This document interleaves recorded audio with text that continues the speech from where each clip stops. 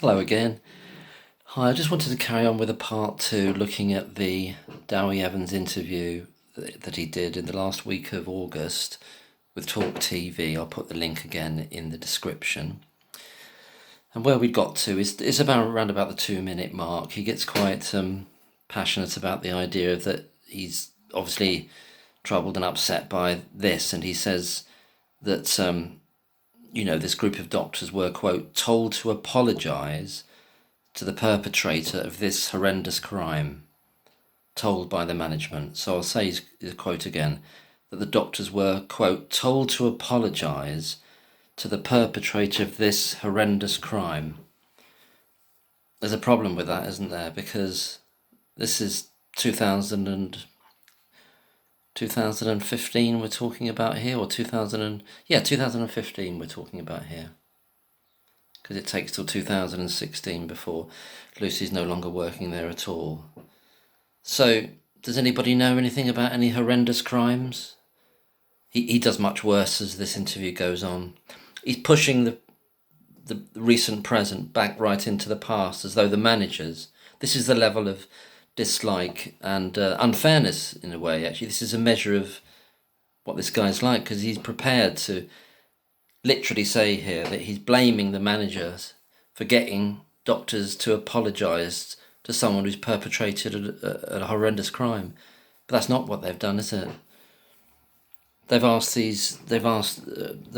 nursing manager has asked the doctors to apologise, and this has come from, I can't remember his name, the chief executive, one of the other management figures, has said, well, there's no evidence here, you've got to apologise to Lucy Letby, because you've made these sort of accusations, not about crimes, not about deliberate attacks, but about her clinical practice. And anyway, that's the statement made by Karen Rees, the head of nursing, who says that Dr. Stephen Breary came to her and said, that he's concerned about her clinical practice. And as we talked about yesterday, Dr. Stephen Breary says that he'd given her this ultimatum. So this was really diametric opposition between the two of them, and which version is right is really important.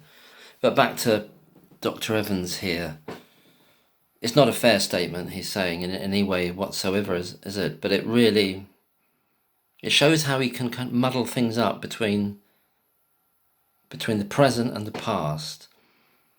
And I'm just thinking now, what was he tasked to do? 2017, so he says, that was the first time he hears about the case and gets involved. We can talk about that more later. I'm wondering whether he knows about it before then, and how and through what means he might have known about it. And indeed, how he came to be involved, who initiated the contact there. But it's this idea of he's backfilling. He's putting the result of the trial right back into the past and accusing. As I say, he does it much worse further into the interview. That he's accusing them of deliberately covering up a crime at that point, right at that point, at 2015, right then. And that, I think that's after the series of sad deaths of babies there's 3 deaths, A, B, C, and D, and 3 of the babies have died, and 1 does recover, but there's a serious health crash in one of them.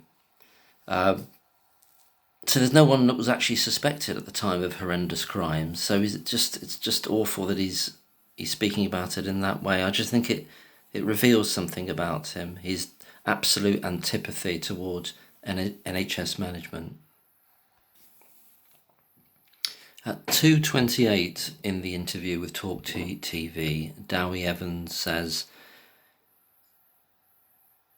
he makes the statement that part of the line is, prior to Chester Police and myself becoming involved in 2017. He kind of puts them together in a sort of elision, so it's both of them involved almost at the same time. It's an odd way to put it, I think. It's a slippery statement. So there's more about this later when he talks about how he got involved and why he got involved. I'm wondering, did he have knowledge of what was going on before? Did he know? I mean, he's been in the game for a long, long time. Would he have met at some conference or other Dr. Gibbs, Dr. Breary, Mysterious, Dr. B, a female doctor, or Dr. Jayaram? Might he have met any of the Gang of Four historically in the years past? Did he know them? Was there a kind of network of people talking to each other, meeting at conferences, all this sort of thing? It's possible. I don't know, just asking a question, just asking. And perhaps more specifically, was he made aware by somebody, whomsoever, perhaps one of the Gang of Four, before May 2017? But was he given a heads up about it before he contacted the police, or the police contacted him to bring him in as the person to make the reports, to do the investigation? Next thing that happens is that the interviewer asks him very simply, how did you first become involved with the case? And Dr. Evans at 3:10 in the video responds in the following.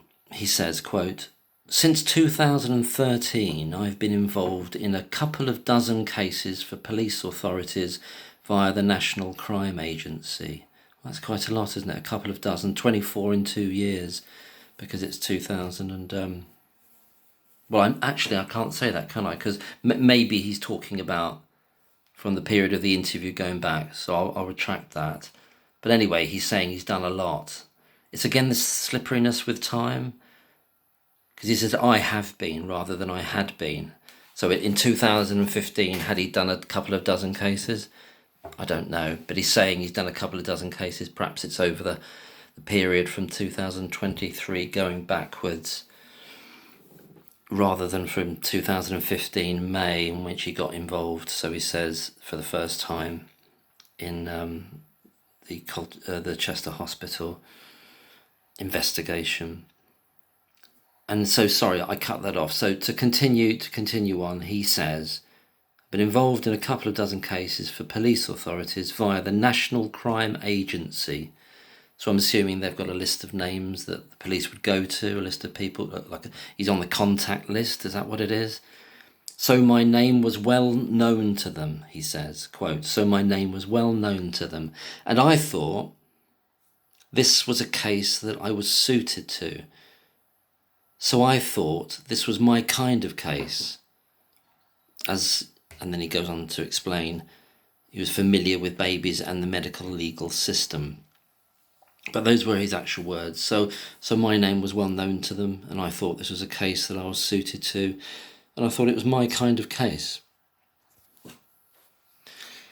The notes I've made under that statement are similar to the others, to do with did he have prior contact with any of those consultants that had already started to suspect in their minds Lucy Letby of doing something wrong. But also here it's what he misses out. He doesn't make it clear. He didn't say I contacted them. He doesn't say they contacted me. He misses it out, doesn't he? There's a what do they call it? A lacuna there, a gap. He doesn't make it explicit. I wonder why. I wonder what you think. Why he would not say it. Oh, I got in touch with them. He tells us, the listeners and the journalist, what he thinks that he suited to it. But does that mean that he approached them? And does it matter that he approached them? And if so, why does it matter? I know a lot of people saying he shouldn't have approached them. He's touting for business.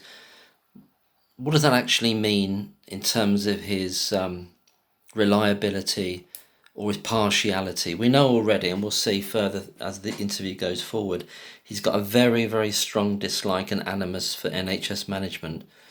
The reason I keep going back to whether he'd heard from the doctors before he'd got involved via this police National Crime Agency is that did he know the lay of the land already? Did he know that there was a bunch of doctors who he wanted to support against NHS management? Was it set up in that way in his head as a dynamic that he was going in there to stick it to the management? After perhaps his own experiences in his own professional career with management. That's a supposition. I just wonder, where does all that come from? It's not coming from nowhere, you know.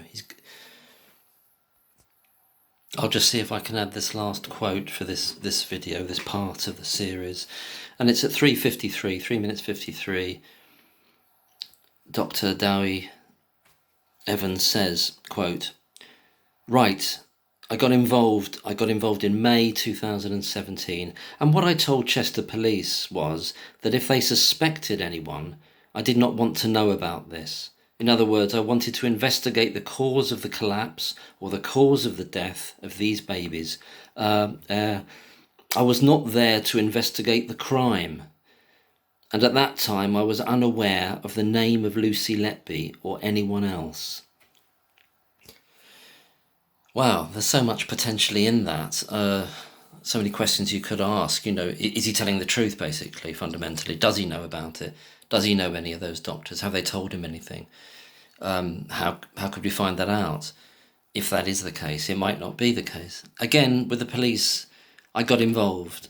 Doesn't say I contacted them and they offered and they accepted my offer. Doesn't say they contacted me and I said, yeah, I'll do this. It leaves it very muddy, very wishy-washy. I'm just reading my notes here that I've done. Somebody put a brilliant comment. I'm so sorry, I can't remember the commenter. And it was a quote from a Soviet jurist in the time of Stalin, a man called Andrei Vyshinsky, who said, and this is the quote, "Give me the man and I will give you the case against him." Another version of that is, "Give me the man and I will find the crime." I'm not saying anything, but it makes you wonder. Although he's saying he doesn't know Lucy Letby, he didn't know her then when he starts his reports. At what point did he know, though? When did he know? There's a passage of time throughout which he's investigating and speaking to these doctors, perhaps. Or is he just doing it all from notes? We'll see later on when he starts talking about the notes. But did he visit the hospital? Did he speak to those any members of that gang of four by email, face to face, on the telephone? Did something slip during the process from May 2017 onwards? Did anything slip? I know he says it didn't. I know he said, well, I don't want to know. Don't tell me anything about it. But this is quite interesting, isn't it? The way he puts it. And I know this is down the line once the verdict has been. But he says, "I was not there to investigate the crime." Well, that's a statement. I know he can't go back and pretend there hasn't been a trial. But still, it's odd. He's saying, "I wasn't there to investigate the crime." It contradicts what he's saying there. He just wants to... He says in the sentence before, "I just want to investigate the cause of the collapse or the cause of death. I'm not there to investigate the crime," to even say that there is a crime there. He talks about, right at the end, he talks about why he thinks, somebody must be being suspected here, otherwise why are the police involved? He's trying to get us to believe that he's able to separate himself completely from the idea that there's quite possibly no crime here. The police are involved. He must have heard... I'll take that back. Has he heard something from those doctors directly in some form, either before or subsequent to May 2017? He's trying to get us to believe he's able to be completely, as he says it later on, totally clinical in his approach, not thinking about anything other than looking at causes of deaths here. And all his pronouncements about those causes of deaths will all be in opposition, and they're all based on notes. He's never seen any of these babies, it's all based on bits of paper, basically. All of them are in contradiction to the coroner reports, which I think 6 out of 7 of the babies that died, who Lucy Letby was charged with murdering and convicted of murdering, had post-mortems which said natural causes. But in comes this guy who hasn't got an axe to grind, apparently, with management or anything, hasn't got an axe to grind, but he overturns, effectively, all those coroner post-mortems. I'll say more about that statement. I'll pick it up. It's coming up to 15 minutes now. I think I've got to stop. I'll say more about that statement in part 3. And thanks very much, anybody who's listening and commenting. And all the best. Thank you.